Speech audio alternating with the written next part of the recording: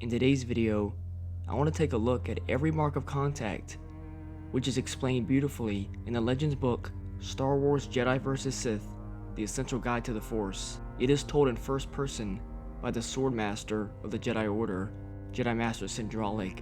Greeting, Padawans. All lightsaber combat forms involve the same marks of contact, target objectives organized as categories of damage that you can inflict on your opponents. These marks of contact help focus your defense and offense on a few clear categories rather than diffusing awareness across an infinite number of possibilities. The names of these marks remain unaltered from the language of the earliest Jedi sages. Sun Jim is the ancient term for disarming, because relieving an opponent of his weapon or even destroying it could win victory without causing injury. Sun Jim was especially consistent with Jedi conduct. It was the primary goal of early Form 1 masters. However, advances in Form 2 made Sun Jim extremely difficult in lightsaber to lightsaber combat, as well as Form 2 masters trained to prevent themselves from being disarmed. Shiem is any kind of wound that is made with the edge of a lightsaber blade, an inconclusive mark of contact. Shiem is considered inferior to other marks that would decisively end a lightsaber battle. Thus, its appearance expresses nothing more than a struggle with a powerful opponent. According to Jedi archives, it was not unusual for some ancient combat veterans, Jedi and Dark Jedi alike, to forego corrective surgery for wounds so that they might wear their lightsaber-induced scars as a badge of honor. Not surprisingly, this tradition began to die out about the same time as the discovery of Bacta. Shiak is stabbing.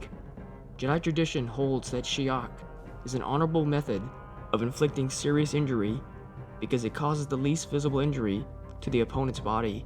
Thus, Shiak can express a Jedi's respect for an opponent and the living force, even as it delivers a fatal blow. Cho Mai translates as to cut off the weapon hand. Because this strike immediately ends an opponent's ability to use a weapon, but does not kill, Cho Mai is always a preferred move in combat. The precision of cutting off only a hand is considered the mark of a superior lightsaber master. Cho Sun is to dismember, but the term is specifically used in reference to removing an opponent's entire weapon arm.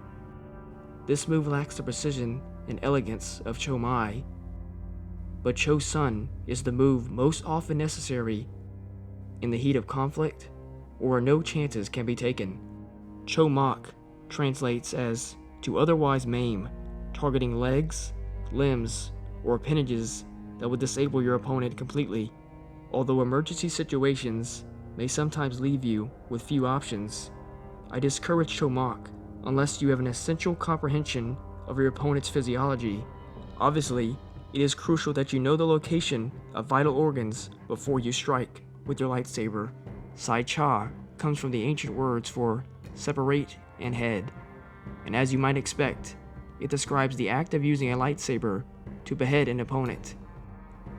Jedi commit Sai Cha only when battle is at its most deadly serious and threatening, or when an opponent is considered extremely dangerous, even to a fully trained Jedi Knight or even Master. Sai Tak roughly translates as to cut body in half. Jedi have long considered the bisection of a living opponent's body as a form of butchery, a desecration to be avoided if all possible.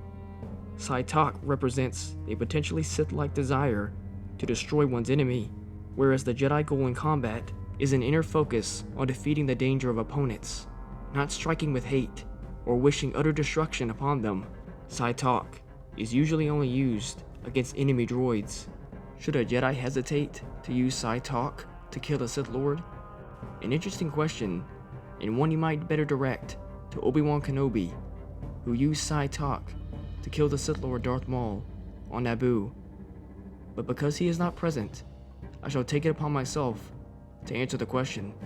No, a Jedi should not hesitate to use any combat technique to kill a Sith Lord. Again, I stress the goal is not to wish destruction on the Sith, but to defeat the danger they pose. Thank you all so much for watching. If you enjoyed the video and learned something new, please like and subscribe. And remember, the Force will be with you, always.